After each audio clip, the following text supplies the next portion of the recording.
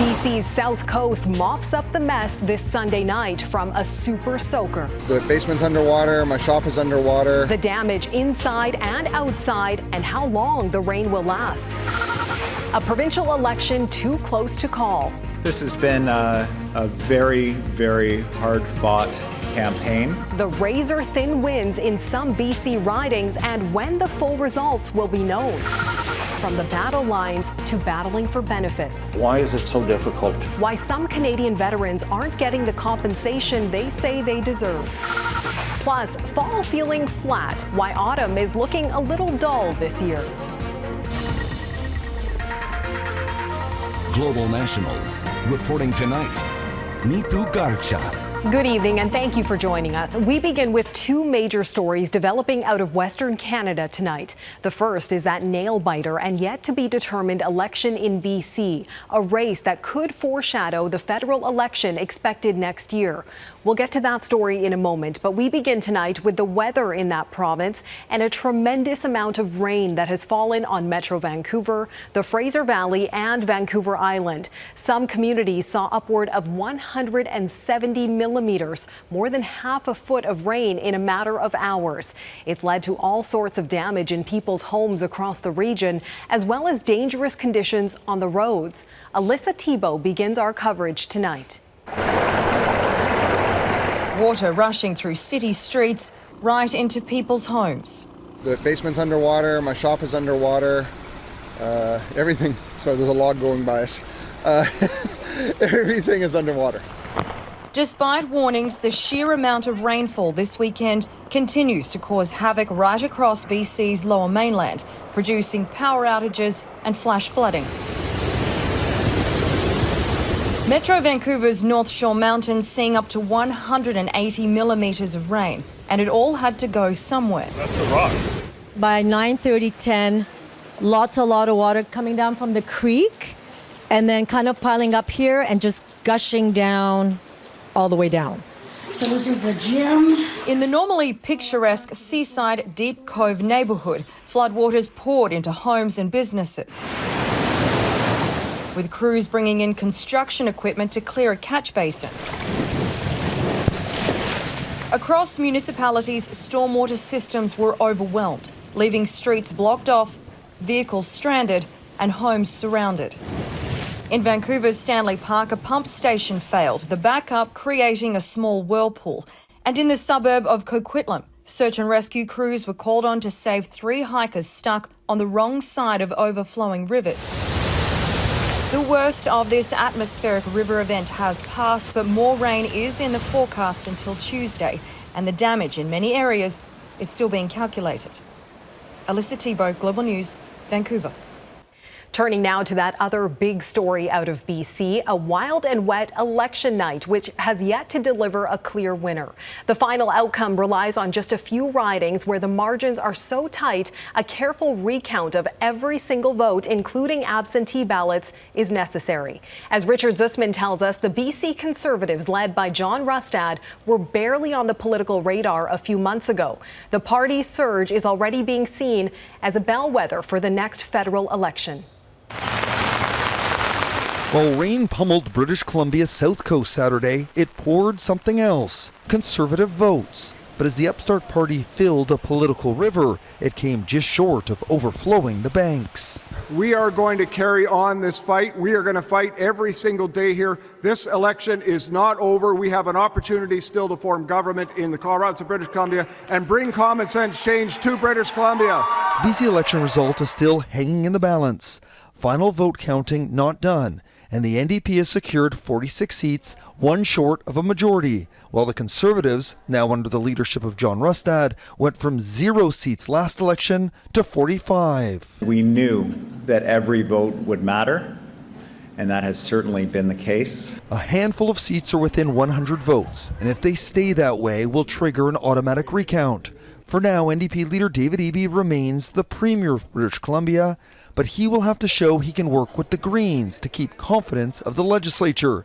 Adding to the intrigue, Green leader Sonia Furstenau lost her own seat and taking a parting shot at the Conservatives. It's a strange time in politics when during an atmospheric river people come out and vote for a party that's denying the reality of climate change. Okay, so Richard, with such deep divisions in BC and so much still unknown, when will we know the full results of this too close to call election, and what happens next? Yeah, like so many of us here in BC, BC elections officials were up late last night, and they have counted all the preliminary ballots, but they're still waiting to count a few additional ballots. Those are mail-in ballots that arrived after advance polls closed. We have no idea how many there are, but it's important because there are 3 races in this province that are still so close, and potentially those could flip and change the outcome of this election. One of them is here in Surrey City Centre. Amna Shah leading now by 96 votes. Again, we don't know what may happen, and if it remains this way, it would be an automatic recount. So we expect to get those results at some time between October 26th and October 28th. And the BC Liberals, Richard, who held power in this province for 16 years until 2017, weren't on the ballot at all this year. Of course, neither were Justin Trudeau or Pierre Poilievre. But what's your sense of how large the federal leaders loomed over the decision for BC voters? Yeah, it was pretty significant. We saw that rise of Pierre Poilievre having an impact here. And although he never endorsed the Conservatives used a lot of his ideas. And I expect Pierre Poilievre will learn from this experience and say, some of those terms that I'm using, they seem to work. Axe the tax, get rid of, as he describes, drug dens, those supervised consumption sites. So this is a win for not just the provincial Conservatives, but it seems for Pierre Poilievre and the federal Conservatives as well. All right, we appreciate your insight. That is Richard Zussman reporting tonight. Thanks, Richard. And on the other side of the country, voters are preparing to go to the polls in New Brunswick. The Progressive Conservatives have been in power since 2018, but the polls are suggesting the Liberals could flip the script. Heidi Petracek has a look at what to expect from tomorrow's vote. Heidi? New Brunswickers will be next to determine if an incumbent premier gets another term in office or not. While Progressive Conservative leader Blaine Higgs is hoping for an historic 3rd term as premier here, recent polls are suggesting there could be a change in the air. And that could come in the form of a Liberal upset under leader Susan Holt, with one recent poll even going so far as to predict a Liberal majority. It will also be interesting to see how the Green Party factors in here, as it would be influential if there is a minority government of either stripe. You know, this month-long campaign has really centered around concerns around New Brunswick's struggling healthcare system, the lack of affordable housing, and the cost of living. Higgs has pinned his campaign on just 11 promises, including his main one to cut the HST by 2%. And he's really made fewer media appearances on this campaign trail than he has in the past, often just taking aim at the federal Liberals and Justin Trudeau, seeking to paint the provincial Liberals as an extension of the same. Holt, on the other hand, has done lots of media appearances. She's really put herself front and center in this campaign. And the party has released an extensive 100 promise campaign document that includes opening more community health centres and eliminating provincial sales tax on power bills. In the end, Blaine Higgs has said that this election will, quote, define the future of this province. The outcome will also determine his own. Back to you. All right, Heidi Petracek in Fredericton. Thanks, Heidi. In Ontario, York Regional Police are investigating a fatal shooting in the suburban community of Markham. Officers responded to a weapons call at a home Saturday night. They found a 44-year-old man suffering from multiple gunshot wounds in the driveway of the home. He was pronounced dead at the scene. The incident is under investigation and is being treated as a targeted shooting. In the U.S. tonight, the race between former President Donald Trump and Vice President Kamala Harris remains tight. With just 16 days until Election Day, both candidates are intensifying their campaigns in crucial battlegrounds, as advance voting is already underway in several states. Bianca Fascini reports. A key battleground state setting yet another early voting record. While campaigning in Georgia, Vice President Kamala Harris encouraged people to keep it up. The great thing about living in a democracy is that we, the people, have the power to answer that question. So let us answer, not just through our words, but through our action and with our votes. Over 160,000 Georgia residents cast their ballots Saturday, bringing the total number of voters there to over 1 million since the beginning of the week. For context, 5 million residents in total voted in Georgia in 2020. President Joe Biden narrowly flipped it from red to blue and pulled in 88% of the black male vote, a result Harris has been eager to repeat as former President Donald Trump seeks to make his own inroads with black voters. He has no plan for how he would address the needs of the American people. He is only focused on himself. As Harris spent Sunday speaking to voters at a church and early voting event, Trump visited a McDonald's in another major battleground, Pennsylvania.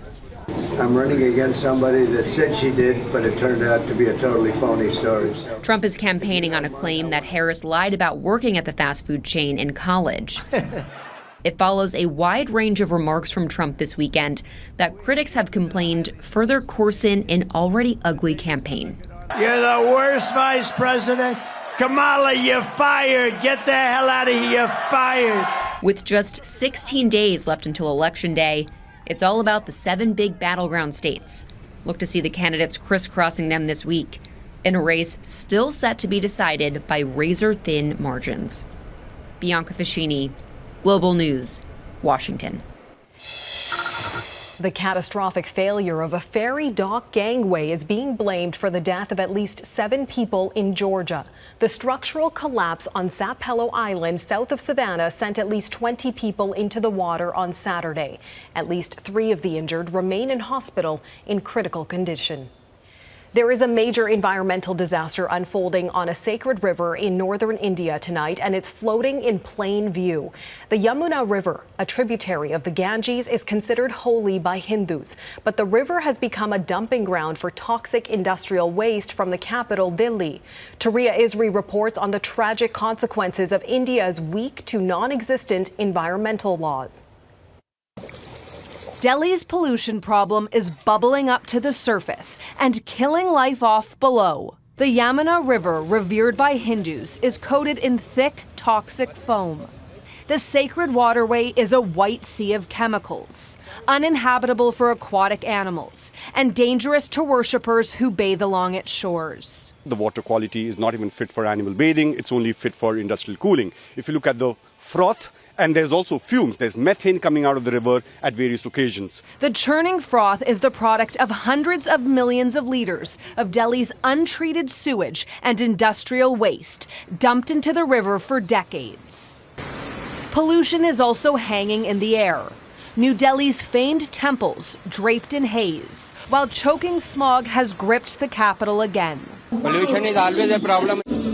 New Delhi's half marathon went ahead despite the deteriorating air quality, considered among the worst in the world. The city's chief minister says the government is trying to clean things up by placing stricter rules on construction sites and using hundreds of anti-smog guns. But environmental researchers call these half measures and say climate change is further complicating the situation. Either you need to control pollutants or you need strong weather factors like rain or winds. But if you don't have both these in place, it's just going to be a mess. Lingering smog and poisonous foam. Environmentalists call them stark testaments to a growing crisis and a glaring lack of political will. Taria Isri, Global News, Ottawa. Italy's unprecedented floods coming up. Torrential rains displace thousands and prompt emergency rescues across the country.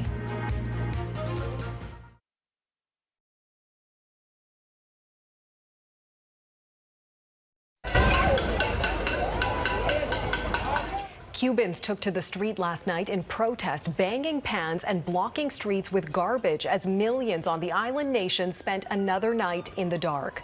A third grid failure late Saturday marked a major setback in the government's efforts to quickly restore power. And now Hurricane Oscar is dumping rain on the Sierra Maestra region in northeastern Cuba. Another reminder tonight of the incredible power of water and its impact on people's lives. Severe flooding in parts of north-central Italy has forced thousands from their homes and cut off roads in the region. At least one person is missing after being swept away by high waters. And another part of the country, more than 700 kilometers away, is also facing severe flooding. Mike Armstrong on the dramatic effort to bring people to safety. This is the aftermath of days of rain that has been at times torrential. The city of Bologna, in a matter of hours, got 175 millimeters of rain. That's about 2.5 times what it normally gets in the entire month of October. Multiple rivers burst their banks. In some places, both roads and railways have been closed by floodwaters. In others, by downed trees. Firefighters answered hundreds of calls. More than 2,000 people were told to leave their homes Saturday. Another 1,000 were told to leave Sunday. 5 regions are now officially under an orange alert, and even though the rain has stopped, the alert level is expected to be upgraded to red Monday. The land is waterlogged and landslides are a concern. Now, heavy rain has also left heavy damage at the other end of the country on the island of Sicily. Emergency crews had to rescue people off of rooftops and from vehicles stuck in flash flooding. The cleanup Sunday was done with uncomfortable memories, still fresh in people's minds. This man says there were moments of panic for people living on lower levels of buildings, and now there is anguish for farmers who've lost crops. Now, one rescue from a sudden flood was captured on video. An elderly man who fell in the street was being swept away, and the woman was able to get to him and pull him to safety. Witnesses can be heard at the end in the background, cheering. Mike Armstrong, Global News, Montreal. Unfair compensation ahead. Why some veterans say they're not receiving equal injury benefits for their service to Canada.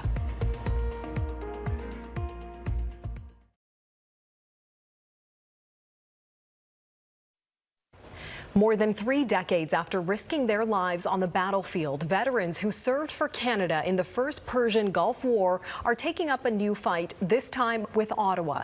They're pushing for equal injury benefits and recognition as soldiers who fought earlier wars. Once again, here's Heidi Petracek. This is the Gulf War jacket that they designed while we were over there. And, it's one of the few items Doug Saunders has from his service in the Gulf War. But he does still hold plenty of memories of that frightening time in 1991. It was nerve-wracking. A lot of times it's in the middle of the night when the action alarm goes off and you don't know what it is. Like the Scud missiles are very inaccurate, but he says it felt like a war, but federal legislation governing injury benefits and veteran recognition doesn't treat it that way. Not for him or veterans of any other conflicts since the Korean War, including Canada's longest deployment, Afghanistan.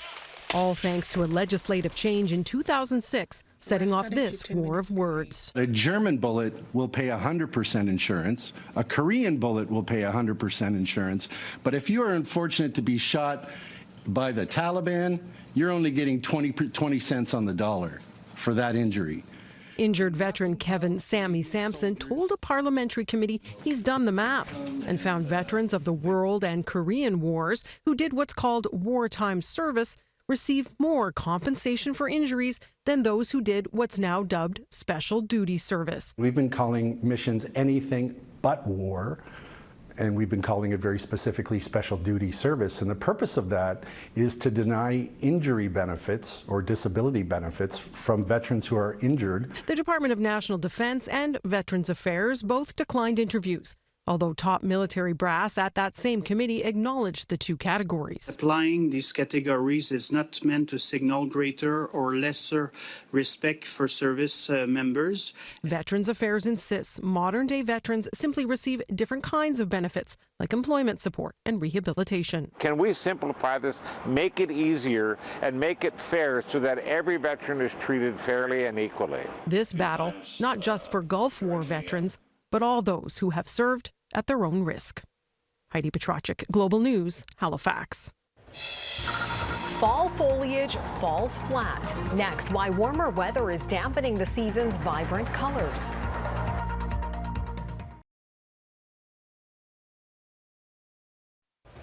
Fall is in full swing for large parts of the country, but some people are noticing it looks a little different this year. Parts of Ontario, especially around Toronto, are seeing a less colorful array of foliage, which is typical by late October. Karen Lieberman explains why September temperatures may be to blame for the muted visuals adorning trees this fall. Fall can be fantastic. A palette of warm, rich colors, bright orange and fiery red. But this year, a lot less of it. I was expecting this stunning array of trees and the changing of the colors. And when I came here, to be honest, I was a little underwhelmed. Ontarians who are used to a colorful foliage in the fall are having to wait longer than usual to take it in. I remember it last year, it was so much more brighter, so many different colors. Now it's still looking pretty green, which is a little weird. Leaves can change color anytime from mid-September until early November. Typically, peak times are the first 2 weeks of October, but many would argue that's not the case this year. So in order to get the vibrant reds that we might expect in a maple like this, what we need are a combination of warmer sunny days and cold nights. That triggers the production of red pigments called anthocyanins in the leaves. And so if you have sort of a cloudy, warmer fall, you're unfortunately not going to see as many of those vibrant red shades. Get out of the city, he says, and into the country where the colors are not as dull, or simply enjoy what's here. I'm from Australia and we don't have anything that looks like this. The colors are just... there's really no words. We have some red maples that are kind of bursting into fiery color right now, so we are still seeing those colors come through, maybe just a little bit more slowly than we'd expect. And there's still hope. Fall isn't over yet. Karen Lieberman, Global News. There is still time. That is Global National for this Sunday night. I'm Neetu Garcha. Tonight's Your Canada is the Fraser River in Prince George, British Columbia. We love seeing your Canada. Please keep emailing your photos to globalnational@globalnews.ca. Thanks so much for watching. Donna will be back with you tomorrow. Have a great night.